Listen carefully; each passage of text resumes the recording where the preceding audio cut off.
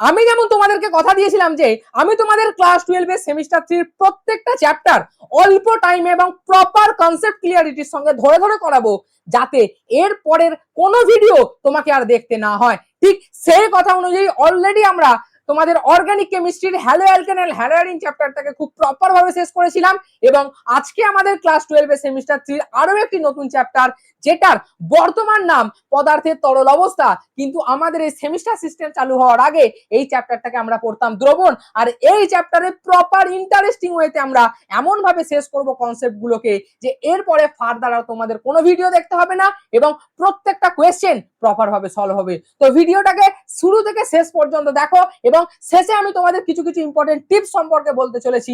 সেই important tips গুলো যদি ফলো করো, এই চ্যাপ্টারের ম্যাথামেটিক্যাল যে ফর্মুলা গুলো বা ম্যাথামেটিক্যাল যে পোর্শন গুলো তুমি আরো সুন্দরভাবে করতে পারবে। তো আর দেরি না করে চলো আমরা প্রত্যেকটা কনসেপ্ট পাই টু পাই প্রপার ভাবে শুরু করি, এবং ধীরে ধীরে ধীরে ধীরে বেসিক টু অ্যাডভান্স লেভেলে গিয়ে আমরা সেটাকে শেষ করব। তো তোমাদের যদি এই ভিডিওটা ভালো লেগে থাকে অবশ্যই একটাকে লাইক করে দেবে এবং বন্ধুদের মাঝখানে শেয়ার করে জানিয়ে দাও যে science sir is back. And আমি তোমাদের জন্য প্রপার ভাবে একদম শুরু থেকে শেষ পর্যন্ত খেটে যাব, যাতে পরীক্ষায় তোমরা অল্প টাইমে রিভিশন করে ভালো স্কোর করতে পারো। ঠিক আছে, তো চলো আর দেরি না করে আমরা এই লেকচারটাকে স্টার্ট করি। তো আমি তার আগে তোমাদেরকে বলে দিই, এটা হলো আমাদের হোয়াটসঅ্যাপ চ্যানেল, এবং এই হোয়াটসঅ্যাপ চ্যানেলে আমি তোমাদেরকে যে নোটস, সেই নোটসটাকে প্রোভাইড করে দেবো, এবং এটা হলো আমাদের ইনস্টাগ্রাম আইডি, তুমি এখানে ফলো করতে পারো এবং তোমার যদি কোনো ডাউট থাকে সেটাকে তুমি জিজ্ঞাসা করতে পারো। আমি আমার টাইম অনুযায়ী সেটাকে রিপ্লাই করার চেষ্টা করব, কারণ জানো ব্যস্ত হয়ে আছে মানুষ, তো সবসময় তো রিপ্লাই করা সম্ভব নয়, তো যখন দেখি একধার থেকে সবার রিপ্লাইটা করি। চলো তাহলে আমাদের এই চ্যাপ্টারের শুরুতে আমাদের যেটা পড়তে হবে সেটা হলো দ্রবণ। ঠিক আছে, এই দ্রবণ চ্যাপ্টারটা শুরুতেই আমি তোমাদেরকে জানিয়ে দিই যে এই যে দ্রবণ চ্যাপ্টারটা আমাদের ক্লাস 12 এর যখন সেমিস্টার সিস্টেম ছিল না তখন আমরা সলিউশন বা দ্রবণ হিসাবেই পড়তাম, বাট সেমিস্টার পদ্ধতি চালু হওয়ার পর আমাদের এই যে চ্যাপ্টারটার নাম হয়ে যায় পদার্থের তরল অবস্থা। আর এই পদার্থের তরল অবস্থা চ্যাপ্টারটা আমাদের ক্লাস 11 আগে পড়া হতো, এখানে ছিল কঠিন অবস্থা, তো আমাদের একটুখানি সাফলিং করে কঠিন অবস্থাকে ওখানে ঢুকিয়ে দেওয়া হয় ক্লাস 11 এবং আমরা ক্লাস 12 তরল অবস্থা পড়ি। তাহলে এবার যদি স্যার আমরা এই দ্রবণ সম্পর্কে জানি, তাহলে আমরা কি বলবো এই দ্রবণটাকে? এই দ্রবণ তোমরা অনেকেই হয়তো ভুল জানো সংজ্ঞাটা। স্যার সংজ্ঞা আমরা ভুল জানি? হ্যাঁ ভুল জানো। তোমরা যদি প্রপার ওয়েতে সংজ্ঞাটাকে জানতে চাও তাহলে আমি তোমাদেরকে বলবো যে দ্রাবক এবং দ্রাবকের সমসত্ব মিশ্রণ কে দ্রবণ বলে। দ্রবণ বলে স্যার আমরা তো জানি দ্রাব আর দ্রাবককে মেশালে দ্রবণ হয়, বাট এখানে যে প্রপার যে টার্মটা আছে সেই প্রপার টার্মটা তোমাদেরকে জানতে হবে, যে এই যে সমসত্ব ওয়ার্ডটা কি মিশ্রণ স্যার? সমসত্ব মিশ্রণ। স্যার সমসত্ব মানে কি? সমসত্ব মানে হলো হোমোজিনিয়াস। স্যার হোমোজিনিয়াস বুঝতে পারলাম না sir. Homogeneous, homogeneous sir homogeneous মানে কি স্যার বুঝতে পারলাম না তো। দেখো হোমোজিনিয়াস মানে হলো তোমাদের এমন এমন কিছু পদার্থ, যে দুটো পদার্থকে তুমি যখন মেশাচ্ছ তাদেরকে আর তুমি খালি চোখে দেখতে পাবে না। মানে কি হলো, মানে কি বলবে, দ্রাব ও দ্রাবককে মেশানোর পর খালি চোখে দেখা যায় না। মানে ওই যে দ্রবণের অণুগুলো থাকবে সেই দ্রবণের অণুগুলোকে তুমি প্রপার খালি চোখে আলাদা আলাদা করতে পারবে না। তাহলে সেই ধরনের দ্রবণকে আমি সমসত্ব দ্রবণকে আমি কি বলছি? সলিউশন বলছি। তাহলে স্যার এই যে নুন চিনির আমরা জল তৈরি করছি, এই চিনিটা জলেতে গুলে যাচ্ছে এবং সমসত্ব মিশ্রণ তৈরি করছে, কি তার জন্য কি আমরা দেখতে পাচ্ছি না? হ্যাঁ একদম ঠিক, সমসত্ব মিশ্রণ তৈরি করছে, তাই আমরা প্রপার ভাবে এটাকে দেখতে পাচ্ছি না। বাট বাট বাট আমি যদি তোমাদেরকে বলি যে ধরো একটা থালায় কি আছে, একটা থালায় ধরো কি আছে, জল, সরি বালি আছে, এবং এই যে ধরো একটা থালায় কি রেখেছো, একটা থালায় ধরো বালি রেখেছো, এভাবে বালি রেখেছো বা বালি স্যান্ড রেখেছো, ঠিক আছে, এইভাবে বালি ফেলে রেখেছো, এবং এই বালিটার উপরে তুমি কি করেছো, পাথর রেখে দিয়েছো, না বড় বড় বড় বড় পাথর রেখে দিয়েছো। তাহলে এই বালিগুলোর উপরে যদি পাথরটা রেখে দাও এবং তাদেরকেও মিশ্রণ করছো, আর মিশ্রণকে তুমি দ্রবণ বলছো, আর যখন এই মিশ্রণকে দ্রবণ বলছো তাহলে তুমি দেখতে পাবে তাহলে তুমি আজ একটু ল্যাগ করছে মনে হচ্ছে, যেমন একটু অ্যাডজাস্ট করে নাও। চলো তাহলে তাহলে তুমি কি দেখতে পাবে বলো তো? তাহলে স্যার আমরা দেখতে পাচ্ছি এই যে যখন মিশ্রণটা স্যার তৈরি হচ্ছে, এই মিশ্রণটাকে আমরা দ্রবণ বলতে পারছি। বাট আমরা এটাকে সমসত্ব মিশ্রণ নয় বলে একে আমরা স্যার দ্রবণ বলি না। হ্যাঁ একদম ঠিক, কারণ বালি আর পাথরকে তুমি খালি চোখে আলাদা করতে পারবে, তাই এই যে দ্রবণ একে আমরা সমসত্ব দ্রবণ বলবো না। আর সমসত্ব দ্রবণ না হওয়ার জন্য একে আমরা প্রপার ভাবে কি বলতে পারি না? দ্রবণ বলতে পারি না। তাহলে বোঝা গেছে দ্রাব ও দ্রাবকের সমসত্ব মিশ্রণকে দ্রবণ বলা হয়ে থাকে। এবার স্যার আমরা তাহলে কি জেনে নেবো? এরপরে আমরা যেটা জানবো যে দ্রাব কাকে বলে আর দ্রাবক কাকে বলে। তাহলে স্যার দ্রাব কাকে বলে? দ্রাব হলো পদার্থের যে পদার্থটা মিশ্রণের মধ্যে গলে সেটাকে বলা হয় দ্রাব। মানে হলো দ্রাবকে দ্রাবকে যে পদার্থ দ্রবীভূত হয়, দ্রাবকে যে পদার্থটা দ্রবীভূত হয়ে যাচ্ছে তাকে বলে দ্রাব। মিশ্রণে, এই পয়েন্টটা লিখে নাও, মিশ্রণে এর পরিমাণ কম থাকে, ঠিক আছে। এবং দ্রবণে যে পদার্থের মধ্যে দ্রাব গলে তাকে দ্রাবক বলে। তাকে কি বলে স্যার? দ্রাবক বলে। মানে যার মধ্যে গুলছে তাকে দ্রাবক, এবং যে গুলছে তাকে বলা হয় দ্রাবক। তাহলে স্যার এই পয়েন্টটা কি? দ্রবণে এর পরিমাণ বেশি থাকে, দ্রবণে এর পরিমাণ বেশি থাকে, দ্রবণের পরিমাণ কি হয়? বেশি থাকে। তাহলে বোঝা গেল কাকে দ্রাব বলছি আর কাকে দ্রাবক বলছি আমরা। এরপরে দেখো, এরপরে আমাদের যেটা জানতে হবে যে সেটা হলো যে একটা ছোট্ট এক্সাম্পল, ধরো এখানটা একটা পাত্র আছে, ঠিক আছে, এই পাত্রের মধ্যে এরম জল আছে, এবং এই বাইরে থেকে একটা কিছু জিনিস, এই যে জিনিসটা এটা নিয়ে এসে এর মধ্যে ফেলছি। তাহলে এখানে দ্রাব আর দ্রাবককে, এখানে এই হলুদটা হলো দ্রাবক যে নিজের মধ্যে গুলছে, আর এই হলো দ্রাব। তাহলে যা গুলছে দ্রাবকের মধ্যে তাকে দ্রাব বলা হচ্ছে। বোঝা গেল? তাহলে দ্রাব আর দ্রাবক কাকে বলে। এরপরে আমাদের যেটা দেখতে হবে যে আমাদের কিছু কিছু কনসেন্ট্রেশন টার্মস আছে যেগুলো অলরেডি তোমরা ক্লাস 11 এর মোল কনসেপ্ট চ্যাপ্টারটাতে পড়ে নিয়েছো, ঠিক আছে। তাহলে এবার স্যার কনসেন্ট্রেশন টার্ম গুলো বলতে আমরা কি বলবো? দেখো, তাহলে প্রথম আসছে শতকরা ভর, মানে মাস পার্সেন্টেজ। মাস পার্সেন্টেজ কি করে আসবে? যে দ্রাবের ভর বাই দ্রবণের টোটাল ভর ইনটু 100%, দ্রাবের ভর বাই দ্রবণের টোটাল ভর ইনটু 100%। হালকা ল্যাগ করছে দেখতে পাচ্ছি, বাট অ্যাডজাস্ট করো। চলো, তারপর কি বলেছে? তারপর হলো দ্রবণের ভর। কি বলেছে? দ্রবণের ভর হলো দ্রাবের ভর প্লাস দ্রাবকের ভর। দ্রবণের ভর কি করে বার করবে? দ্রাবের ভর প্লাস দ্রাবকের ভর বার করতে হলে আমাদের দ্রবণের ভর আমরা পেয়ে যাব। এরপরে স্যার একটা এক্সাম্পল আছে আপনি নিয়েছেন, এটা কি করাবেন? হ্যাঁ করাবো। কি বলেছে? 100 গ্রাম দ্রবণে 20 গ্রাম NaCl আছে। এই NaCl টা কি? NaCl টা হলো দ্রাব, ঠিক আছে। তাহলে দ্রাবের ভর মানে পার্সেন্টেজ W/W, তাহলে কি হবে? দ্রাবের ভর 20 বাই টোটালে 100 ইনটু 100, তাহলে কি হয়ে যাবে? কেটে গেলে হলো 20। তাহলে মাস পার্সেন্টেজ কত? 20। এটা হলো তোমাদের আনসার। বোঝা গেল? এরপরে তোমরা যদি দেখো যে আয়তনের শতকরা পরিমাণ, স্যার আয়তনের শতকরা পরিমাণে কি? তাহলে দ্রাবের আয়তন বাই দ্রবণের আয়তন হবে। হ্যাঁ একদম, দ্রাবের আয়তন বাই দ্রবণের আয়তন, ঠিক ধরেছো তোমরা।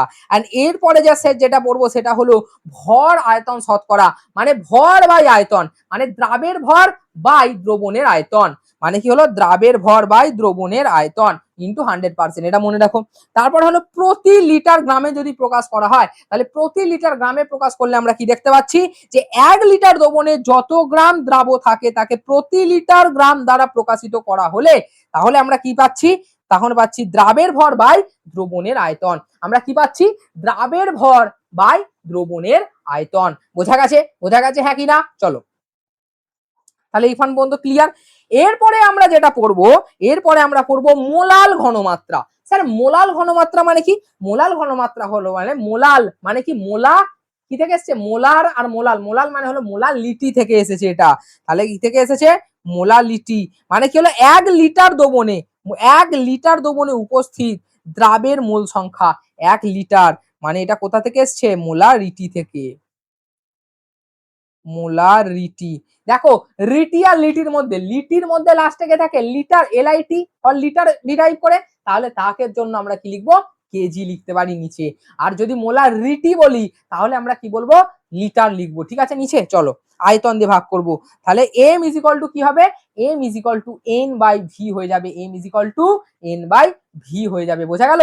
এরপরে আমরা কি বলেছি, যে যেখানে এরপরে আমরা বলেছি যে যেখানে এম সমান কি বলেছে, মোলাল ঘনমাত্রা, এন সমান হলো দ্রাবের ভর, আর ভি সমান হলো দ্রবণের আয়তন, যাকে আমরা লিটারে প্রকাশ করে থাকি। এরপরে আমরা আরেকটা ফর্মুলা কি পেয়ে যাব, N is equal to W by M.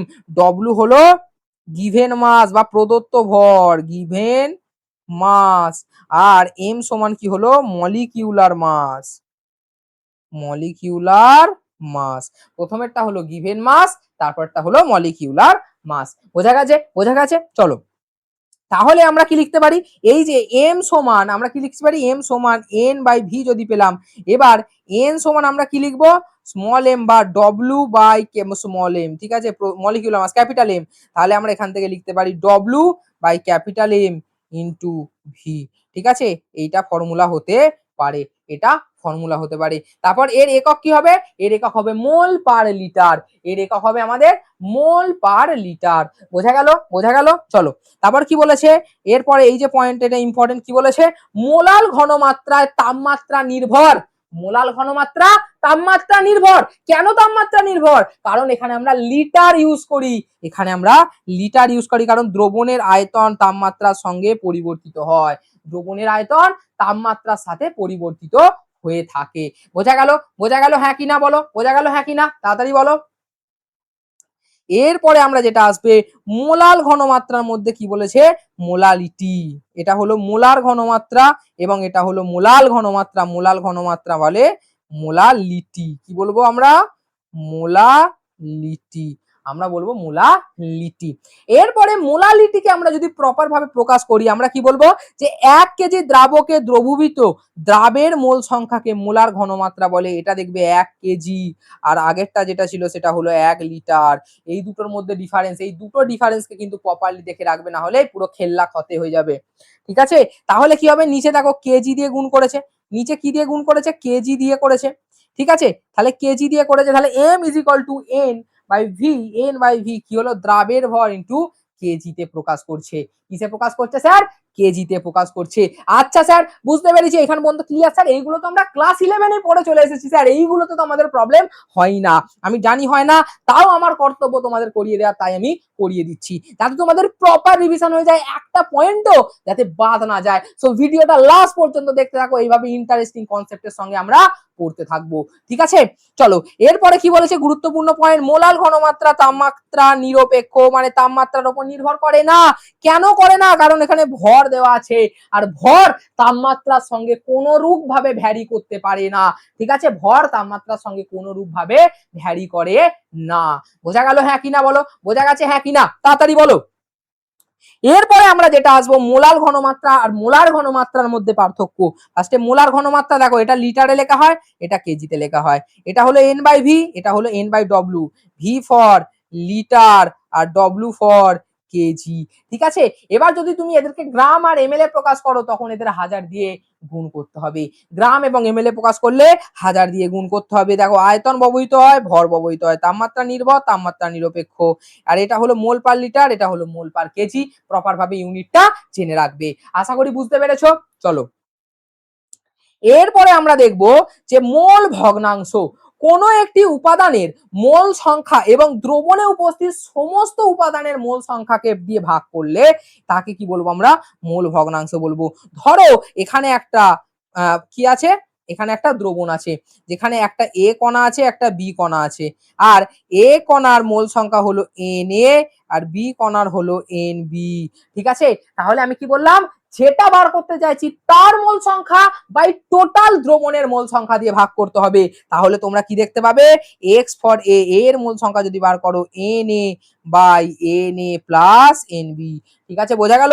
আর যদি এক্স বি এর ক্ষেত্রে করি, তাহলে হবে N B by NA plus NB। বোঝা গেছে হ্যাঁ কি না? এরপরে যে XA এবং XB বেরিয়েছে, এই XA plus XB is equal to 1, XA plus XB is equal to 1 হয়ে থাকে। বোঝা গেল? বোঝা গেল হ্যাঁ কি না বলো? আশা করি বোঝা গেছে। চলো, আর যেটা বুঝতে পারবে না কমেন্ট বক্সে লেখো, আমি রিপ্লাই করার চেষ্টা করব, আর ইনস্টাগ্রামে ফলো করে আমাকে ডাউট পাঠাতে পারো। তারপর কি বলেছে? মোল ভগ্নাংশের কোনো একক নেই। মোল ভগ্নাংশের কোনো একক নেই, অর্থাৎ এটি একটি এককবিহীন রাশি। এটা তোমাদের পরীক্ষার জন্য একটা ইম্পর্টেন্ট কোয়েশ্চেন। ঠিক আছে, একটা উষ্ণতা নিরপেক্ষ হয়ে এইটা ইম্পর্টেন্ট এবং এটাও ইম্পর্টেন্ট। এরপরে যেটা বলেছে তুল্য ঘনমাত্রা, এরপরেরটা কি বলেছে আমাদের? তুল্য ঘনমাত্রা। স্যার তুল্য ঘনমাত্রাটা কি? আরে আমি আছি তো বোঝানোর জন্য, চলো। তারপর কি বলেছে? 1 লিটার দ্রবণে দ্রবীভূত গ্রাম তুল্যাঙ্ক ভরের যে সংখ্যা তাকে তুল্য ঘনমাত্রা বা নরমালিটি বলা হয়, আর যেটাকে ক্যাপিটাল এন দিয়ে প্রকাশ করা হয়ে থাকে, যাকে ক্যাপিটাল এন দিয়ে প্রকাশ করা হয়ে থাকে। আর এম সমান গ্রাম তুল্যাঙ্ক ভর বাই দ্রবণের আয়তন। এন সমান গ্রাম তুল্যাঙ্ক ভর বাই দ্রবণের আয়তন। চলো, বোঝা গেল? বোঝা গেল হ্যাঁ কিনা বলো? বোঝা গেছে হ্যাঁ কিনা? চলো, বোঝা গেছে। চলো এবার দেখি তাহলে আমরা কি বলবো? N, N for normality, normality, N for normality. Normality is equal to M into N factor. Normality is equal to M into N factor. বোঝা গেল? চলো, এই এন ফ্যাক্টর কি করে বার করে? এন ফ্যাক্টর হলো ভ্যালেন্সি থেকে বার করা যায়, যে কার যোজ্যতা কত, ভ্যালেন্সি বা যোজ্যতা, কার যোজ্যতা কত বার করা যায়? এন ফ্যাক্টর বার করা যায় চার্জ থেকে, এটাই তো যোজ্যতা। তারপর এন ফ্যাক্টর বার করা যায় রিডক্স রিঅ্যাকশনের অক্সিডেশন নাম্বার ডিফারেন্স থেকে, অক্সিডেশন নাম্বারের ডিফারেন্স থেকে বার করা যায়। এন ফ্যাক্টর বার করা যায়, এন ফ্যাক্টর আর কি থেকে বার করা যায়? এন ফ্যাক্টর বার করা যায় অ্যাসিডিটি, অ্যাসিডিটি মানে H প্লাস, অর বেসিসিটি মানে ক্ষারীয়তা, এবং তোমার ক্ষারীয়তা এবং কি হলো তোমার আম্লিক ধর্মের যে প্রবণতা সেটা থেকে, H প্লাস আর OH মাইনাসের যে আয়নের ঘনত্ব সেটা থেকে বার করা যেতে পারে। এরপরে আমাদের যেটা জানতে হবে সেটা হলো আমাদের ইম্পর্টেন্ট কনসেপ্ট হেনরিজ ল। এই হেনরিজ সূত্র থেকে তোমাদের অনেক কোয়েশ্চেন আসতে পারে। হেনরিজ সূত্র খুব বেশি জরুরি তোমাদের জন্য, হেনরিজ ল। তারপর কি বলেছে? সূত্রের বক্তব্য কি বলেছে? স্থির তাপমাত্রায় মানে টেম্পারেচার কনস্ট্যান্ট, এর ক্ষেত্রে কি বলছি আমরা? Temperature constant. স্থির তাপমাত্রায় কোন তরলে দ্রবীভূত গ্যাসের পরিমাণ, স্থির তাপমাত্রায় কোন তরলে দ্রবীভূত গ্যাসের পরিমাণ ওই গ্যাসের তরলের উপর প্রয়োগ করা আংশিক যে চাপ তার সমানুপাতিক। আংশিক চাপ মানে পার্সিয়াল প্রেসারের সঙ্গে সমানুপাতিক হয়ে যায়। অর্থাৎ কি বলেছে আমাদের? যে স্থির তাপমাত্রায় কনস্ট্যান্ট টেম্পারেচারে কোন তরলে দ্রবীভূত যে গ্যাসের পরিমাণ, মানে একটা তরল আছে তাতে দ্রবীভূত যে গ্যাসের যে পরিমাণটা রয়েছে, সেই গ্যাসের পরিমাণ ওই গ্যাসের তরলের ওপর প্রয়োগ করা আংশিক যে চাপ, কি চাপ স্যার? আংশিক চাপ, পার্সিয়াল প্রেসার, যাকে পি নট দিয়েও লেখা হয়ে থাকে, আংশিক চাপের সমানুপাতিক, অর্থাৎ ডাইরেক্টলি প্রপোর্শনাল হয়ে থাকে। বোঝা গেল? ডাইরেক্টলি প্রপোর্শনাল হয়ে থাকে। চলো, তাহলে আমরা এর কি হেনরিজ ল এর ক্ষেত্রে কি পাবো? P pressure is equal to KH into x, আর এটা হলো হেনরিজ গ্যাস কনস্ট্যান্ট বলা হয় বা হেনরিজ ধ্রুবক বলা হয়ে থাকে। পি ফর গ্যাসের আংশিক চাপ, তারপরে এই এক্স, এক্স ফর দ্রবণের মোল ভগ্নাংশ, এবং এটা হলো হেনরিজ ধ্রুবক। দেখো যেটা বললাম, এটা হলো হেনরিজ ধ্রুবক। তাহলে প্রথমেরটা কি হলো? গ্যাসের আংশিক চাপ, তারপরটা হলো এক্স হলো দ্রবণে গ্যাসের মোল ভগ্নাংশ, দ্রবণে গ্যাসের মোল ভগ্নাংশ, এবং KH হলো হেনরিজ ধ্রুবক। KH কে কি বলা হচ্ছে? হেনরিজ ধ্রুবক বলা হয়ে থাকে।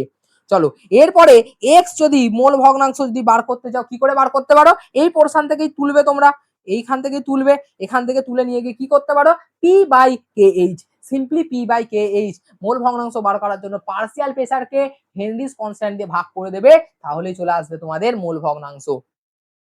এরপরে তোমাদের এই যে গুরুত্বপূর্ণ রিলেশনটা সব থেকে বেশি পরিমাণে ইম্পর্টেন্ট, মানে KH, এইখান থেকে কি দেখতে পাচ্ছ? এখান থেকে দেখতে পাচ্ছ KH, KH inversely proportional to X, KH inversely proportional to X, অর্থাৎ যদি হেনরিস ধ্রুবকের ভ্যালু বাড়ে তাহলে মোল ফ্র্যাকশন কমবে, যদি মোল ফ্র্যাকশন বাড়ে তাহলে কেইচ এর ভ্যালু কমবে। বোঝা গেল? বোঝা গেল হ্যাঁ কি না? বোঝা গেল? এরপরে চলো, অর্থাৎ হেনরিস ধ্রুবকের মানটি যত বেশি হবে গ্যাসের দ্রাব্যতা তত কম হবে, গ্যাসের দ্রাব্যতা তত কমে যাবে। বোঝা গেল হ্যাঁ কি না বলো? গ্যাসের দ্রাব্যতা তত কমে যাবে। চলো, এরপরে আমরা হেনরিস সূত্রের প্রয়োগগুলো দেখবো। হেনরিস সূত্র কোথায় কোথায় প্রয়োগ করা হয়, তাহলে হেনরিস সূত্রের প্রয়োগ দেখতে গেলে তোমাদেরকে কি জানতে হবে?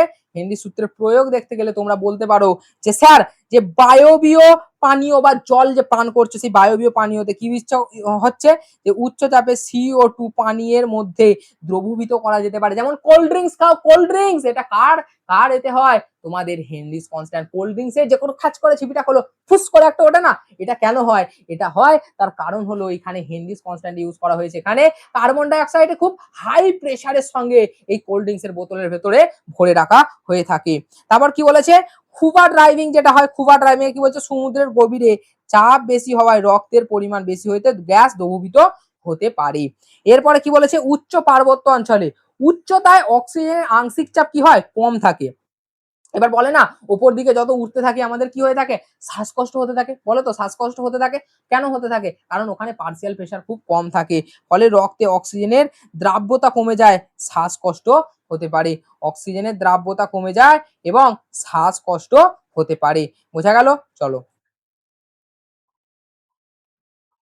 চলো, এরপরে যে পয়েন্ট আসবে সেটা আর একটা ইম্পর্টেন্ট সূত্র, যেটা হলো রাউল্টের সূত্র। হেনরিস ল, রাউল্টস ল, এগুলো হলো তোমাদের জন্য খুব very very very very important portion, যে পোর্শনগুলো থেকে আমাদের পরীক্ষায় সব থেকে বেশি কোয়েশ্চেন আসে। এবং এরপরে তোমরা যেটা দেখবে সেটা কি দেখবো স্যার আমরা? এরপরে তোমরা দেখবে সূত্রের বক্তব্যটা কি হলো, হেনরি রাউল্টস ল এর, যে একটি দ্রবণে কোনো উদ্বায়ী উপাদানের আংশিক বাষ্পচাপ ওই দ্রবণের মূল ভগ্নাংশের সাথে সমানুপাতিক হয়ে যায়, ওই দ্রবণের মোল ভগ্নাংশের সাথে সমানুপাতিক হয়ে যায়। তারপরে কি বলেছে? পার্সিয়াল প্রেসার PA, ঠিক আছে, এই যে পি, পি হলো দ্রবণের বাষ্পচাপ, আংশিক বাষ্পচাপ, এটা হলো দ্রবণের আংশিক বাষ্পচাপ, আর এটা হলো বিশুদ্ধের বা বিশুদ্ধ যে আছে এ, সে তার বাষ্পচাপ। তাহলে কি হবে? PA is equal to P not XA, PA is equal to PA not XA, আর বি এর জন্য হবে PA is equal to P not B XB, বি এর জন্য হবে P not B XB। এখানে পি হলো একটা হলো দ্রবণের এ আর বি এর আংশিক চাপ, আর তোমাদের এ নট ফর বিশুদ্ধ যে দ্রবণ আছে সেই বিশুদ্ধ দ্রবণের বাষ্পচাপ। চলো, আর এক্স ফর মোল ভগ্নাংশ, আমরা ছোটবেলা থেকে জেনে আসছি এক্স কে কি দিয়ে প্রকাশ করা হচ্ছে, এইসব জায়গায় মোল ভগ্নাংশ দিয়ে প্রকাশ করা হয়ে থাকে। এরপরে আমরা যেটা নিয়ে আলোচনা করব সেটা হলো এই যে মোট বাষ্পচাপ, একটা টার্ম তোমরা পড়লে না, এই দেখো, এই যে মোট বাষ্পচাপ একটা টার্ম পড়লে, এই মোট বাষ্পচাপ কাকে বলা হয়? মোট বাষ্পচাপ হলো, ধরো একটা গ্যাস আছে যার পার্সিয়াল প্রেসার হলো PA, একটা গ্যাস আছে যার পার্সিয়াল প্রেসার হলো PB, তাহলে এদের মোট বাষ্পচাপ কি হবে? এদের মোট বাষ্পচাপ হবে পি। পি ফর দুজনের বাষ্পচাপ যুক্ত হয়ে যেটা তৈরি করবে PA প্লাস PB। এবার PA সমান কি জানলে তোমরা? PA সমান জানলে P not A XA plus PB সমান জানলে P নট B XB। এরপর কি জানলে তোমরা? P not B XB। তাহলে এখান থেকে তোমরা কি পেয়ে যাচ্ছ? এখান থেকে পেয়ে যাচ্ছ P সমান P not A XA plus P not B XB, মানে মোট যে বাষ্পচাপ, অর্থাৎ A গ্যাস এবং B গ্যাস যেটা রয়েছে, এই দুটো গ্যাসের যে বাষ্পচাপ, সেই বাষ্পচাপকে যোগ করলে, আলাদা আলাদা যে বাষ্পচাপ তাদেরকে একসঙ্গে যোগ করলে আমরা যেটা পাই সেটা হলো আমাদের P যে গ্যাস আছে সেই গ্যাসটার মোট বাষ্পচাপ, P গ্যাসটার মোট বাষ্পচাপ। বোঝা গেল হ্যাঁ কি না বলো? চলো, এরপরে আমরা যেটা পড়বো XB is equal to 1 minus XA, যেটা মোল ফ্র্যাকশনে পড়েছিলে, এটা কোথা থেকে আসছে দেখো, এটা আসছে XA plus XB is equal to 1, কোথেকে আসছে?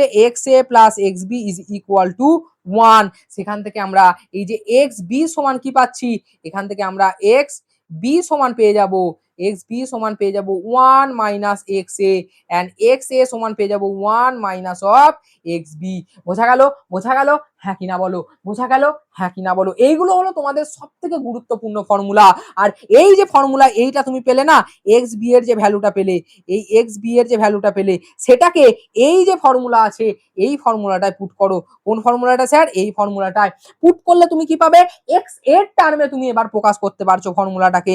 তাহলে এক্স এর টার্মে প্রকাশ করার পর এটা কি পেয়ে গেলে? এটা পেয়ে গেলে তুমি এক্স এর টার্মে প্রকাশ করার পর তুমি পেয়ে গেলে, এটা কি পেয়ে গেলাম sir? P is equal to P not A x A plus P not B 1 minus X B. ঠিক আছে, তাহলে এক্স এ, তাহলে তুমি কি পেয়ে গেলে? তাহলে তুমি এখান থেকে পেয়ে গেলে এই যে ফর্মুলাটা। এই ফর্মুলাটাও খুব বেশি বেশি পরিমাণে তোমাদের জন্য ইম্পর্টেন্ট, এই ফর্মুলাটা ইম্পর্টেন্ট এবং মোট চাপটাও ইম্পর্টেন্ট। চলো এরপরে আমরা পড়ব অনুদ্বায়ী যে দ্রাবের ক্ষেত্রে, অনুদ্বায়ী দ্রাবের ক্ষেত্রে রাউল্টের সূত্র। কি পড়বেন স্যার আমরা? এরপরে আমরা পড়বো অনুদ্বায়ী দ্রাবের ক্ষেত্রে রাউল্টের সূত্র। বোঝা গেল? হ্যাঁ কি না বলো? তাহলে P A is equal to P not A x A, এটা তুমি অলরেডি পড়েছিলে। দেখো এখানে ফর্মুলাটা যেটা পড়লে তোমার X A plus X B is equal to 1, তারপর X A is equal to 1 minus X B. তাহলে এই ফর্মুলাটা কিভাবে ডিরাইভ হবে? এইভাবে ডিরাইভ হয়ে গেল।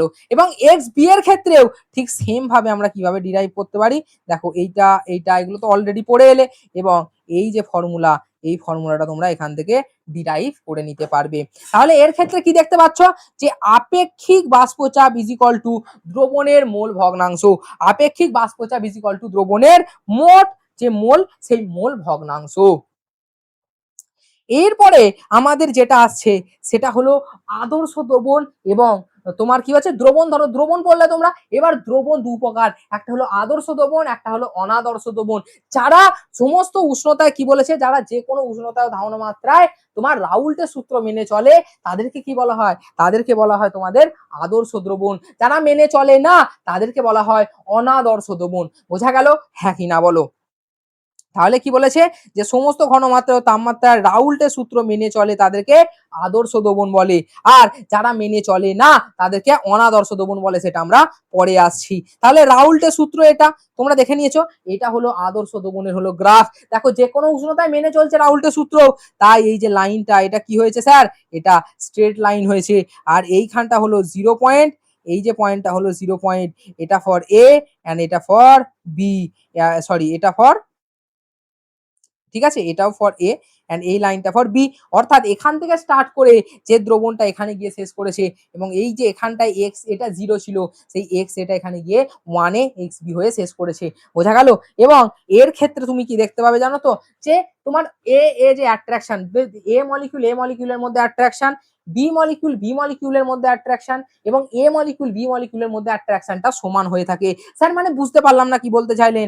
দেখো এখানটায় ধরো এইটা একটা দ্রবণ আছে, এখানে একটা কি আছে? এ মলিকিউল আছে, এ মলিকিউল আছে, বি মলিকিউল আছে। ঠিক আছে, অর্থাৎ বোঝাতে চাইলো যে এ মলিকিউলের মধ্যে যে অ্যাট্রাকশন, বি মলিকিউলের মধ্যে যে অ্যাট্রাকশন, সেই দুটো তো সমান হয়ই। তার সঙ্গে সঙ্গে এই যে এ এবং বি মলিকিউলের মধ্যে যে অ্যাট্রাকশন সেটাও সমান হয়ে থাকে। বোঝা গেল? এরপরে আমরা আদর্শ দ্রবণের যদি বৈশিষ্ট্যগুলোকে দেখে নিই, তাহলে আমরা কি বলবো? এরা যে কোনো উষ্ণতায় তাপমাত্রায় রাউল্টের সূত্র মেনে চলে। তারপরে কি বলবো? মিশ্রণের এনথালপির পরিবর্তনটা কি হয়ে থাকে? শূন্য হয়ে থাকে। এরপরে আমরা যেটা বলবো, মিশ্রণের আয়তন ও এর পরিবর্তনটা কি হয়ে থাকে? শূন্য হয়ে থাকে। বোঝা গেল? তারপরে এর উদাহরণ কি হতে পারে? এইগুলো ইম্পর্টেন্ট উদাহরণগুলো, ঠিক আছে, এখান থেকে কোয়েশ্চেন আসে। কি কোয়েশ্চেন আসে স্যার? বেনজিন, টলুইনের এই পোরশনটা, হেক্সোইন, এইগুলো হলো তোমার আদর্শ দ্রবণের উদাহরণ। আর এই আদর্শ দ্রবণের উদাহরণ থেকে তোমাদেরকে কোয়েশ্চেন দেয়। বোঝা গেল? হ্যাঁ কি না? চলো এরপরে আমরা যেটা সম্পর্কে পড়বো সেটা হলো আমাদের অনাদর্শ দ্রবণ, যেটা যে কোনো তাপমাত্রা ঘনমাত্রায় কি বলেছে? তোমার রাউল্টের সূত্রকে মেনে চলবে না, তাদেরকে আমরা কি বলি? অনাদর্শ দ্রবণ বলে থাকি। মানে দ্রবণ যারা মেনে চলে না তাদেরকে আমরা অনাদর্শ দ্রবণ বলে থাকি। বোঝা গেল? হ্যাঁ কি না? এবার এই অনাদর্শ দ্রবণ আবার দুই প্রকারের হতে পারে। মানে তোমরা যে এখানে এই গ্রাফটা দেখেছিলে না, এই যে গ্রাফটা দেখলে, এই যে পোরশনটা, ঠিক আছে, এই যে এরকম নামছে, এইটা যে এখানে নামছে, এইটা যখন এই ওপর দিকে উঠে যাবে তাকে বলবো ধনাত্মক বিচ্যুতি, যখন এরকম নিচের দিকে নেমে যাবে তাকে আমরা বলবো ঋণাত্মক বিচ্যুতি।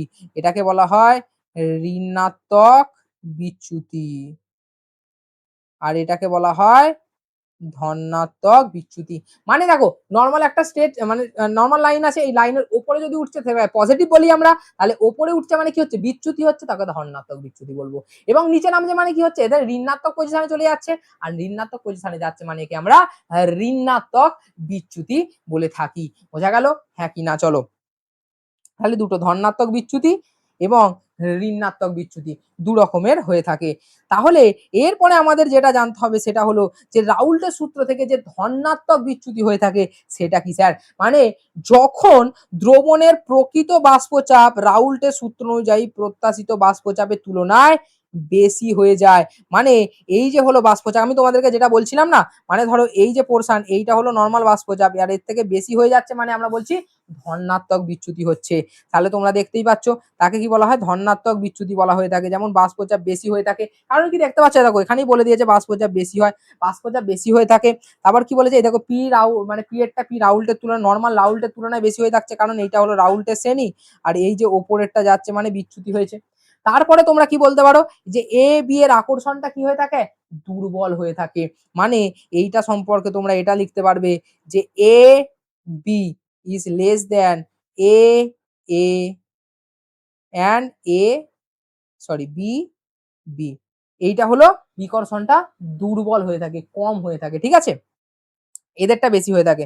তারপর কি বলেছে এইচ মিক্স যেটা আছে সেটা থার্মোডাইনামিক্সে আমরা পড়ি, এনট্রপি এনথালপি এই সমস্তগুলো। তাহলে এইচ মিক্সটা কি হলো? ডেল্টা ডেল্টা এইচ মিক্স হলো 0 এর থেকে বড়, এবং ডেল্টা ভি মিক্সও এখানে ক্ষেত্রে 0 থেকে বড় হয়। এর ক্ষেত্রে স্ফুটনাঙ্কটা কম হয়ে থাকে, এর ক্ষেত্রে স্ফুটনাঙ্ক কম হয়ে থাকে, এটা মনে রাখবে। আর এর উদাহরণগুলো হলো এইটা ইথানল অ্যাসিটন, এটা হলো উদাহরণ। দেখো এই যে বিচ্যুতিটা হয়েছে এই বিচ্যুতিটাকে আমরা বলি ধনাত্মক বিচ্যুতি। বোঝা গেছে হ্যাঁ কি না? চলো এরপরে আমরা যেটা পড়বো সেটা হলো রাউল্টের সূত্র থেকে ঋণাত্মক বিচ্যুতি। কি হলো? রাউল্টের সূত্র থেকে ঋণাত্মক বিচ্যুতি মানে হলো যেটা কি বলেছে দেখো প্রত্যাশিত বাষ্পচাপের তুলনায় কম হয়ে থাকে, এটা বেশি হয়ে থাকে তাই ধনাত্মক। এবার কম হয়ে থাকছে মানে গ্রাফটা কেরম হয়ে যাবে? নিচের দিকে নেমে যাবে। দেখো নিচের দিকে নেমে গেছে। আর এই যে বিচ্যুতি একে বলা হয় ঋণাত্মক বিচ্যুতি, আর এই যে বিচ্যুতি একে বলা হয় ঋণাত্মক বিচ্যুতি। বোঝা গেল? চলো তাহলে এর বাষ্পচাপ কি হয়ে থাকে? কম হয়ে থাকে। দেখো পি রাউল্টের তুলনায় কম হয়ে থাকে, আকর্ষণ বল শক্তিশালী হয়ে থাকে। অর্থাৎ আকর্ষণ বলটা কিরকম হবে? আকর্ষণ বলটা এদের ক্ষেত্রে হয়ে যাবে এই যে এ বি আকর্ষণ বল এ এ অ্যান্ড বি বি এর থেকে বেশি হয়ে থাকে। বোঝা গেল? তারপরে কি বলেছে? ডেল্টা এইচ মিক্সটা less than 0, delta H V mix less than 0। স্ফুটনাঙ্ক এদের ক্ষেত্রে স্ফুটনাঙ্ক কি হয়ে থাকে এদের ক্ষেত্রে? স্ফুটনাঙ্কটা বেশি হয়ে থাকে এদের ক্ষেত্রে। আর এদের উদাহরণগুলো হলো এটা, উদাহরণগুলো মনে রাখবে। আরো অনেক উদাহরণ আছে, তোমরা একটুখানি দেখে নিও বই থেকে। চলো আমি ওভারঅল কনসেপ্টটা প্রপার ভাবে ক্লিয়ার করার চেষ্টা করছি, আশা করি অনেক কনসেপ্ট তোমাদের ক্লিয়ার হয়েছে। যদি ক্লিয়ার হয়ে থাকে কমেন্ট বক্সে লিখে জানাও, ঠিক আছে। এবং চলো আমরা পরে একটা সুন্দর স্লাইডের সঙ্গে একটা স্লাইডের মধ্যেই আমরা সমস্ত যে কলিগেটিভ প্রপার্টিস গুলো আছে সেই কলিগেটিভ প্রপার্টিস গুলো পড়ে নেবো। কটা কলিগেটিভ প্রপার্টি আছে? চারখানা। একটা হলো কি বলেছে? Depression in freezing point, elevation in boiling point, তারপর কি আসছে তোমার অসমোটিক প্রেসার, তারপরে তোমাদের এই সমস্ত গুলো যে আসছে হিমাঙ্কের অবনমন, তারপরে আপেক্ষিক এই সমস্ত ঘনত্ব এই সমস্ত আছে, অভিস্রবণ চাপ আছে। চলো তাহলে প্রথম যে কলিগেটিভ প্রপার্টি সম্পর্কে আমরা পড়বো, আর এই কলিগেটিভ প্রপার্টির প্রত্যেকটা কনসেপ্ট এবং ফর্মুলা ইম্পর্টেন্ট, যেটা আমি একটা চার্টের মধ্যে তোমাদের পড়ে এনে দিয়ে দিয়েছি। আর এই একটা চার্টের মধ্যে সমস্ত ফর্মুলা যখন তুমি পেয়ে যাবে, একবার দেখবে পুরো কলিগেটিভ প্রপার্টি রিভিশন, এই একটা পেজেতে পুরো কলিগেটিভ প্রপার্টি রিভিশন হয়ে যাবে তোমাদের। চলো তাহলে প্রথম যেটা আছে আপেক্ষিক বাষ্পচাপ। আপেক্ষিক বাষ্পচাপের ক্ষেত্রে কি দেখবো? যে রাউল্টের সূত্র, রাউন্ড হয়ে গেছে, রাউল্টের সূত্র মেনে চলে। তারপর কি বলেছে? আয়নীয় কি বলছে? অদ্রাবণীয় দ্রব্য হয়ে থাকে। এর ফর্মুলা কি হয়ে থাকে? x2 = p not minus p by p not. তাহলে p নট কি বলেছে? বাষ্পচাপ। তারপরে কি বলেছে? গড় চাপের বাষ্পচাপ, এটা p, আর এটা হলো মোল ফ্র্যাকশন অফ দ্রবণ, দ্রবণের মোল ফ্র্যাকশন। তাহলে কি বলেছে? আয়নদায়ী দ্রব্য এটা হয়ে থাকে। তারপরে কি বলেছে? এবার আসছে তোমাদের স্ফুটনাঙ্কের উন্নতি, মানে কি? Elevation in boiling point. Elevation in boiling পয়েন্টে কি বলবো? বিশুদ্ধ দ্রাবকের চেয়ে দ্রবণের উষ্ণতা বেশি ফোটে, ঠিক আছে। নর্মাল ফোটাচ্ছে বেশি ফুটতে থাকা শুরু করে, ঠিক আছে। এলিভেশন হয়ে গেছে, বেড়ে গেছে তো মানে মানে এটা। তাহলে delta TB is equal to KB into M, এই ফর্মুলাগুলো খুব ইম্পর্টেন্ট। হ্যাঁ, এখান থেকে তোমাদের পরীক্ষায় ডাইরেক্ট কোয়েশ্চেন চলে আসে, হ্যাঁ, নিউমেরিক্যাল বেস কোয়েশ্চেন। আর এই যে ভ্যানটা আই ফ্যাক্টর যখন লাগাবো সামনে আই চলে আসবে, যদি ভ্যানটা আই ফ্যাক্টর ইউজ করি সামনে আই চলে আসে, ঠিক আছে। ঠিক আছে? চলো এইটা পড়ে নেবে। টিলটারি মানে কি এলিভেশন, আর কেবি হলো ইবুলিওস্কোপিক কনস্ট্যান্ট বলা হয়ে থাকে। তারপর M for molality and V for van't Hoff factor. তারপর কি বলেছে ৩ নম্বর হলো হিমাঙ্কের অবনমন, মানে হিমাঙ্কের অবনমন মানে কি হচ্ছে ডিপ্রেশন ইন ফ্রিজিং পয়েন্ট। ধরো 0 ডিগ্রি সেন্টিগ্রেডে জল ফুটে বাষ্প হয়, তার থেকে যদি কমে যায় তখন তাকে কি বলবো ডিপ্রেশন হয়ে গেছে, মানে কমে গেছে। ঠিক আছে? এরপরে আমি কি বলতে পারি, delta TF is equal to KF into M, delta TF is equal to I into KF into M হয়ে থাকে। বোঝা গেল? বোঝা গেল? হ্যাঁ কি না বলো? চলো এই ফর্মুলাগুলো ইম্পর্টেন্ট, হ্যাঁ এগুলো পড়ে রেখো একটুখানি। এরপরে তোমাদের অভিস্রবণ চাপ যেটা আসবে, অভিস্রবণ চাপ। ঠিক আছে? চলো অভিস্রবণ চাপ মানে কি হলো অসমোটিক প্রেসার। এবার এই অসমোটিক প্রেসারের ফর্মুলা হলো, এই আইটাকে এখন লিখবে না, অসমোটিক প্রেসারের ফর্মুলা হলো সি আর টি। অসমোটিক প্রেসারের ফর্মুলা হলো সি আর টি। ঠিক আছে? চলো এই সি ফর মোলাল কণিক দ্রব্যতা। চলো এবার এরপরে যেটা আসবো আমরা, এই অভিস্রবণ যে পয়েন্টটাকে এখানে পড়লাম না, অভিস্রবণ চাপ, এই অভিস্রবণ পয়েন্টটাকে আর একটা সুন্দর স্লাইডের মাধ্যমে আমরা দেখে নিই। চলো তাহলে কি বলেছে, লঘু বা বিশুদ্ধ দ্রাবক যেটা আছে, অভিস্রবণ মানে কি হলো, অভিস্রবণ মানে এক পোর্শন থেকে কম পোর্শন থেকে বেশি পোর্শনের দিকে মুভ করে। কি বলছে, অর্ধবেদ্য পর্দা কি বলেছে, যে পর্দা দিয়ে দ্রবণের অণু যেতে পারে কিন্তু দ্রাবক কণা যেতে পারে না, তাকে অর্ধভেদ্য পর্দা বলা হয়। অর্ধভেদ্য পর্দা বলা হয়। দ্রাবক অণুগুলো যেতে পারে কিন্তু দ্রাবক অণুগুলো যেতে পারে না, দ্রাবকগুলো যেতে পারে, দ্রাবকগুলো যেতে পারে না। চলো এবার কি বলেছে, অভিস্রবণ কাকে বলা হয়, অর্ধভেদ্য পর্দার মাধ্যমে বিশুদ্ধ দ্রাবক বা লঘু দ্রবণের ঘন দ্রবণের দিকে দ্রাবকের অণু স্বতঃস্ফূর্ত যে প্রবাহ হয়ে থাকে তাকে আমরা কি বলছি, অভিস্রবণ বলে থাকি, তাকে আমরা অভিস্রবণ বলে থাকি। বোঝা গেল? চলো এবার লঘু দ্রবণ বা বিশুদ্ধ দ্রাবক, লঘু দ্রবণ বা বিশুদ্ধ দ্রাবক, চলো সেটা কি করছে, অন্যদিকে যেতে পারছে, মানে দ্রাবক কণাগুলো যেতে পারছে বাট দ্রাবক কণাগুলো আসতে পারছে না। আরে দুটো একই হয়ে গেছে না, দ্রাবক কণা যেতে পারে না, দ্রাবকগুলো যেতে পারছে না বাট দ্রাবকগুলো যেতে পারছে, তাকে অর্ধভেদ্য পর্দা বলা হচ্ছে। অভিস্রবণ চাপ মানে কি বলা হচ্ছে, যে চাপ প্রয়োগ করার ফলে যে অভিস্রবণ দেখতে পাওয়া যায় তাকে অভিস্রবণ চাপ বলা হচ্ছে। অভিস্রবণ চাপের ফর্মুলা হলো pi is equal to C R T, pi is equal to C R T. ঠিক আছে? তাহলে এখানে পাই হলো অভিস্রবণ চাপ, সি হলো মোলার ঘনমাত্রা, ঘনমাত্রা নয় ঘনমাত্রা। ঠিক আছে? মোলার ঘনমাত্রা একটু এদিক ওদিক করে দিয়েছে, আর কি করবো বলো, এক জায়গায় করতে গেছি ওদের একটুখানি গুলিয়ে দিয়েছে। তারপর কি বলেছে, সি হলো মোলার ঘনমাত্রা, এখানে আর হলো গ্যাস কনস্ট্যান্ট, টি হলো টেম্পারেচার, টি হলো টেম্পারেচার। বোঝা গেল? একটুখানি একটু দেখো কনসেপ্টটা বুঝিয়ে দিচ্ছি আমি, একটু বই থেকে একবার দেখে নিও, আর নোটসটা পড়লে বুঝতে পারবে কোনটাকে কি বলা হয়। কিছু কিছু জায়গায় স্পেলিং মিস্টেক আছে, সেই জায়গাগুলোকে স্কিপ করো, আমি যতটা চোখে পড়ছে আমি ঠিক করিয়ে দিচ্ছি, বাট কনসেপ্ট আমি ঠিকই বলছি। চলো তারপর কি বলেছে, এম সমান কি হতে পারে, তোমার ডব্লিউ বাই পাই আর টি। তাহলে তোমরা দেখতে পাবে যে সি সমান কি হয়ে যায়, দেখো এখানটা দেখতে পাবে তোমরা, তোমরা পাই সমান কি দেখতে পাচ্ছ, সি আর টি। তারপর সি সমান N square by V, N square মানে কি দেখতে পাচ্ছ, এন সমান ডব্লিউ বাই ক্যাপিটাল এম দেখতে পাও, তাহলে W square by M square into V. ঠিক আছে? এবার এখান থেকে তাহলে সি সমান কি দেখতে পাচ্ছ, W square R T by M square V, pi সমান। বোঝা গেল? বোঝা গেল? হ্যাঁ কিনা বলো? এইটা হলো তোমাদের আসল ফর্মুলাটা, এটা হলো তোমাদের আসল ফর্মুলাটা। বোঝা গেছে? চলো এরপরে যেটা দেখবো আমরা, বিপরীত অভিস্রবণ। আরে বাড়িতেও অ্যাকোয়াগার্ড আছে তো, অ্যাকোয়াগার্ড আছে তো, ঠিক আছে, সেখান দিয়ে জল পরিশোধন করা হচ্ছে, ঠিক ওইটার করি কনসেপ্ট। আরো যে পিউরিফায়ার, তার যে কনসেপ্ট, তাকেই আমরা কি বলে থাকি, তাকে আমরা রিভার্স অসমোসিস বলে থাকি।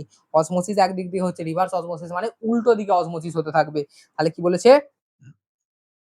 সরি, বিপরীত অভিস্রবণ কাকে বলে, ঘন দ্রবণের ওপরে অভিস্রবণের চাপ প্রয়োগ করলে, যে বাহ্যিক চাপ প্রয়োগের করলে যে দ্রাবক অণু প্রভাবিত হয়ে স্বাভাবিক অভিস্রবণের বিপরীতে যায়, আর এই প্রক্রিয়াকে বিপরীত অভিস্রবণ বলা হয়। যেদিকে অভিস্রবণ হওয়ার কথা তার উল্টো দিকে যাচ্ছে, তাকে আমরা বিপরীত অভিস্রবণ বলে থাকি। বোঝা গেল আশা করি? এই যে আরো কি বলছে, সমুদ্রের লবণাক্ত জল থেকে পানীয় জল উৎপাদনের ক্ষেত্রে বিপরীত অভিস্রবণ প্রক্রিয়াটি ব্যবহার করা হয়, আরো পরিবেশক হিসাবে এটি ব্যবহার করা হয়ে থাকে। বোঝা গেল? যেখানে দেখো প্রযুক্তিতে এই যে চাপটা আছে এর থেকে বাহ্যিক চাপটা বেশি হয়ে থাকে, এই চাপটার থেকে বাহ্যিক চাপ বেশি হয়ে থাকে। এর পরেরটা চলো, এরপরে আমাদের যেটা আসবে সেটা হলো Van't Hoff factor. Van't factor I, যেটাকে কি বলেছে, দ্রাব এবং দ্রবণের আয়নিত, ধরো আয়নিত ভাঙছি মানে বিয়োজন করছি বা সংযোজন করছি, ওখানে যে আয়ন প্রেজেন্ট আছে, যখনই দেখবে দ্রবণে আয়ন প্রেজেন্ট থাকবে, যেখানে সংযোজন বা বিয়োজন হবে, এই ধরনের তোমাদের যে এটা হবে তাকেই বলা হবে, যখন ভ্যান্টা ফ্যাক্টর একটা আই আসবে, ওই আই সমান হলো সংযোজন বা বিয়োজনের অণুর সংখ্যা যে মাত্রা সেটা হলো। দেখো দ্রবণ কণার সংখ্যা পরিবর্তিত হতে পারে, ফলে সমষ্টিগত ধর্মের প্রকৃত মান এবং স্বাভাবিক মানের মধ্যে পার্থক্য দেখা যায়। আর এই পার্থক্যকে প্রকাশ করার জন্য আমরা ভ্যান্টা ফ্যাক্টর আই ব্যবহার করে থাকি। কি ব্যবহার করে থাকি? ভ্যান্টা ফ্যাক্টর আই ব্যবহার করে থাকি। তাহলে আই সমান কি বলেছে? পর্যবেক্ষিত সমষ্টিগত ধর্ম। আই সমান কি? পর্যবেক্ষিত সমষ্টিগত ধর্ম। ঠিক আছে, এবং তার বাই স্বাভাবিক যে ধর্ম, সমষ্টিগত ধর্ম আছে, পর্যবেক্ষিত সমষ্টিগত ধর্ম বাই স্বাভাবিক যে ধর্ম আছে সেই ধর্ম। তোমাদের ডাইরেক্ট কোয়েশ্চেন আছে ভ্যান্টা বাই ফ্যাক্টর থেকে বিয়োজন বা সংযোজন, যেটা আমি পরের স্লাইডে দেখাবো হয়তো, সেই রকম ভাবে ভাঙবে, কটা অণু আছে দেখবে, দেখে ভ্যান্টা বাই ফ্যাক্টরের জায়গায় বসাবে, বাকিটা কলিগেটিভ প্রপার্টির মতো সলভ করবে। বোঝা গেল? চলো এবার ভ্যান্ট অফ গুণকের সাহায্যে সমষ্টিগত ধর্ম, দেখো প্রত্যেকটার ক্ষেত্রে খালি আই অ্যাড হবে। আই, দেখো বলছে I K B into M, delta T F হলো কে এফ ইন্টু এম ছিল, I K F into M হয়ে গেল, পাই সিআরটি ছিল আই ইন্টু পাই সিআরটি হয়ে গেল, তারপরে এইখানে যে এক্স বি ছিল আই এক্স বি হয়ে গেল, ভ্যান্টা বাই ফ্যাক্টর হয়ে গেল। ঠিক আছে, আর কিছু নয়। এবার আছে সংযোজন ও বিয়োজন। সংযোজন মানে কি হলো? যুক্ত হওয়া। বিয়োজন মানে কি হলো? ভেঙে যাওয়া। সংযোজনকে কি বলা হয়? অ্যাসোসিয়েশন। বিয়োজনকে কি বলা হয়? ডিসোসিয়েশন। বোঝা গেল? এবার কি বলছে দেখো, দুই বা ততোধিক অণু একত্রিত হয়ে, দেখো একত্রিত হয়ে একটি বৃহদাকার অণু তৈরি করে, তাকে সংযোজন বলা হয়ে থাকে।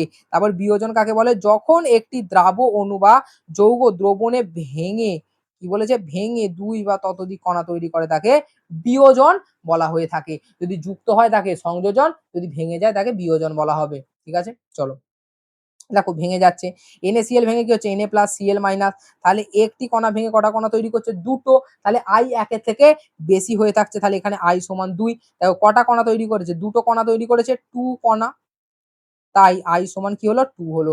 দুটো কণা তৈরি করেছে তাই আই সমান আমরা 2 লিখতে পারছি। ঠিক আছে, বোঝা গেছে? হ্যাঁ কিনা বলো, বোঝা গেছে? হ্যাঁ কিনা? চলো এরপরে আমরা যেটা দেখবো সংযোজন মাত্রা, বিয়োজন মাত্রা। এই যে ফর্মুলা দুটো না একটু ইম্পর্টেন্ট, হ্যাঁ করে রেখো। ঠিক আছে, আই সমান 1 minus N minus 1 by N. ঠিক আছে, এটাকে বলা হয় সংযোজন। আর এইখানে যখন বিয়োজন হবে মানে ভেঙে যায়, বিয়োজিত হয়ে এন যে কণা তৈরি করে তাকে বলা হয় আলফা, বিয়োজন মাত্রা আলফা দিয়ে গুণ করতে হবে, এখানে আলফা, এটাকে বলা হয় সংযোজন মাত্রা। সংযোজন মাত্রা, এখানে হলো বিয়োজন মাত্রা। একটা হলো সংযোজন মাত্রা, একটা হলো বিয়োজন মাত্রা। তাহলে আলফা সমান কি হলো? I minus 1 by N minus 1, I minus 1 by N minus 1, আর I is equal to 1 plus N minus 1, I is equal to 1 plus N minus 1 alpha, N minus 1 alpha. বোঝা গেল? হ্যাঁ কি না বলো? চলো তাহলে এখান থেকে আই এর ভ্যালুটা 1 প্লাস আলফা হয়ে যাচ্ছে, তাহলে এখান থেকে করতে পারে, কারণ এন সমান কত হচ্ছে? 2। ঠিক আছে, এন সমান 2 হলে এখানে মান বসাবো, এন সমান 2 মানে 1, মানে এই ফর্মুলাটা ইউজ করেছে যে alpha is equal to I minus 1 by N minus 1, আর এন সমান কত হচ্ছে? 2 হচ্ছে, তাহলে কি হচ্ছে? আই মাইনাস 1 বাই 2 মাইনাস 1, তার মানে আই মাইনাস 1। এইটা হয়ে গেছে তোমাদের ফর্মুলাটা। বোঝা গেল? চলো এবার তোমরা কি দেখতে পাচ্ছ যে স্বাভাবিক বা অস্বাভাবিক যে আণবিক ভরগুলো, মানে হলো মলিকিউলার মাসগুলো, সেইটা সম্পর্কে তোমরা দেখবে। কি অস্বাভাবিক আণবিক ভর সম্পর্কে কি দেখতে পাবে? সংযোজন ও বিয়োজনের কারণে পরীক্ষায় নির্মিত আণবিক ভর প্রকৃত আণবিক ভরের থেকে আলাদা হতে পারে। মানে কি? প্রকৃত ভরের থেকে পরীক্ষালব্ধটা আলাদা হয়ে যেতে পারে, আর একে কি বলা হয়? অস্বাভাবিক আণবিক ভর বলা হয়ে থাকে। তাহলে অস্বাভাবিক আণবিক ভরকে আই থেকে যদি প্রকাশ করা হয়, আই ইজ ইকুয়াল টু স্বাভাবিক আণবিক ভর বাই অস্বাভাবিক বা পর্যবেক্ষিত যে আণবিক ভর যেটা বেরিয়েছে সেটা ক্যালকুলেট করতে পারি। তাহলে পর্যবেক্ষিতটাকে কি করে বার করব?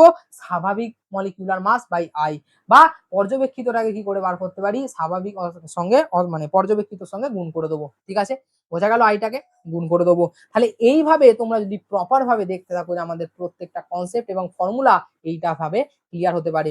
ঠিক আছে? তো এইভাবে তোমরা কি করবে? এইভাবে তোমরা শর্টস নোটস তোমরা একটা পেয়ে গেলে। এই যে ভিডিও লেকচারের যে নোটস, পিডিএফ নোটস, এই নোটসটাকে আমি লাস্টে তোমাদের আপলোড করে দেবো আমাদের হোয়াটসঅ্যাপ গ্রুপেতে। আর সেই হোয়াটসঅ্যাপ গ্রুপ থেকে তুমি এই নোটসটাকে অ্যাক্সেস করতে পারবে। তো এক্ষুনি আমাদের যে হোয়াটসঅ্যাপ গ্রুপ সায়েন্স আর কেমিস্ট্রি, এখানে জয়েন হয়ে যাও। জয়েন হয়ে যাও, কারণ এখানে তুমি নোটস পেতে চলেছো। এখানে তুমি নোটস পেতে চলেছো। আর ইনস্টাগ্রামে ফলো করতে পারো আমার সঙ্গে টাচে থাকার জন্য। তাহলে এইখান পর্যন্তই ছিল আমাদের এই লেকচারটা। হয়তো একটু তোমাদের ফাস্ট মনে হতে পারে, বাট ধীরে ধীরে প্রপার কনসেপ্টের সঙ্গে শুনবে।